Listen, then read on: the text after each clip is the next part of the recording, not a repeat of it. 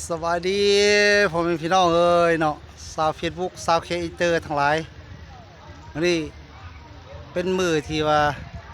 ข้าพเจ้าไหลมาตกอยู่หวานเกินเมืองนอนแล้วนี่มาอยู่ไห่อยู่สวนอยู่ไห่อยู่นาคือเก่าเด้อพี่น้องเด้อนี่กำลังไทยไห่ไทยนาเนาะไทยนาโมเมนไทยไห่ไทยนาไทยนาไทยนาแซงหรือว่านาปังเนาะนี่เด้อพี่น้องเอ้ยบ้านนอกบ้านนาคือเก่าไปก็เลยก็คิดฮอดบ้านนอกของหน้าเฮานี่เลยนี่ลืมบ่ได้พี่น้องเอ้ยลืมบ่ได้บ้านเกิดเมืองนอนไปเป็นคนที่ว่าออกจากบ้านไปอยู่ต่างถิ่นหรือว่าอยู่ต่างแข้งเนาะหรือต่างประเทศนี่เด้อบ้านตารางเด้อนี่เด้อเลยมีเงินมีคำกับบริจาคมาเด้อนี่เนอะมาเป็นส่วนตัวเด้อเขาจะส่ง QR หรือเลขบัญชีให้เด้อนี่เนอะหลายคนหลายครอบครัวพี่น้องเอ้ยยังทุกข์ยังยากได้นี่หน้าลุงเมียนหน้าเป็นถงเลยนี่หน้าขันไดเด้อนี่นะนี่เขาว่าแตนก็สาหมือยามเด้อนี่นะนี่แถวนี้แหละแตงก็สาพี่น้องเอ้ยพอออกจากบ้านเกิดเมืองนอนไปหลายปีเนาะอยากสร้างสาหรือว่าพัฒนาบ้านเฮาน่ะก็เชิญชวนเด้อนี่แต่ว่าเมืองเนี่ยเป็นเมืองถาวรแล้วนี่รัฐบาลเพิ่นมีทื่นมีฮ้อนสั่งเฮ็ดเป็นเมืองถาวรแล้วนี่นะหรือจะพัฒนาเป็นครอบครัวที่ทุกอย่างก็ยังหลายแต่ว่าใส่เองก็ยังบ่มีเวลาแต่ไปสำรวจหรือไปถ่ายให้พี่น้องรับรู้เนาะ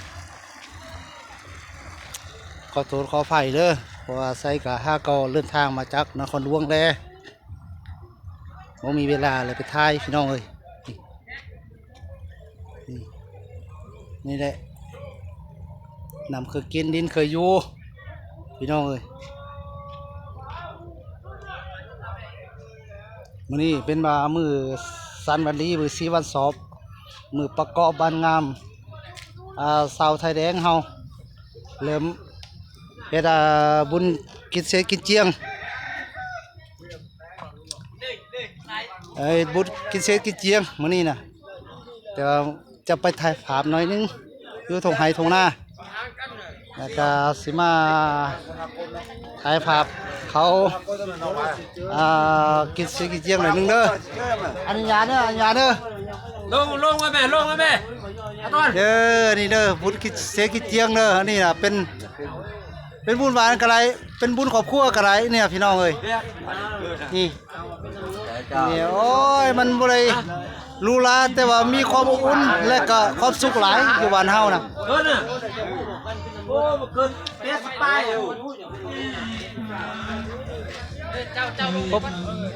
พบข้อมูลสื่อหลายนี่พี่น้องเอ้ยอายุบ้านนอกก็มีความสุขนี่โอ้ในห้องเก่าก่อนนี่น่ะนี่เพื่อต้องการในห้องเด้อไปห้องแถวสวานี่ก็ติดต่อหารถ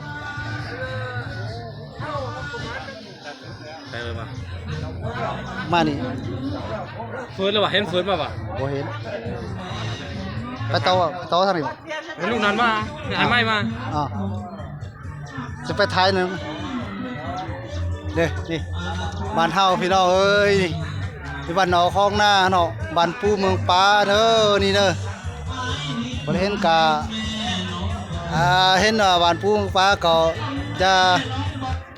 ซีเรียสหยังเนาะแต่ก็ขอโทษขออภัยนำบ้านเฮาบ่คือบ้านเพิ่นทุกบ้านบ่ได้คือกันพี่น้องเอ้ยเนาะแต่ก็มีความสุขหลายความสุขบ้านเพิ่นบ่เท่าความสุขบ้านเฮาเองหรือบ้านตัวเองแหละพี่น้องเอ้ย นี่แล้วก็นี่ก็นี่ก็ตอนห้ามแล้วเขาก็ตอนห้ามเฮาแล้วนี่เนี่ยแล้วคือหายเลยแล้วใส่ก็สิไปนะไปเรียนน้ำเพิ่นเนาะถึงเฮาจะบ่มีอันเลยหรือว่าอันเนี้ยใส่ไฟเขาแต่ก็ขออภัยนำพี่น้องเด้อแต่ว่ามื้อนี้ก็สิมาเรียนน้ำไปน้ำเพิ่นเนาะ เพียงเม็ดมือว่าซั่น ขอโทษขออภัยนำพี่น้องชาวเคเตอร์หรือชาว Facebook YouTube ทั้งหลายพี่น้องเอ้ย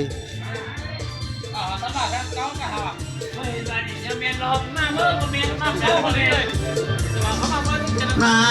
มนต์ ขอ อายนี่เพิ่นเหมือนแม่น้องเบา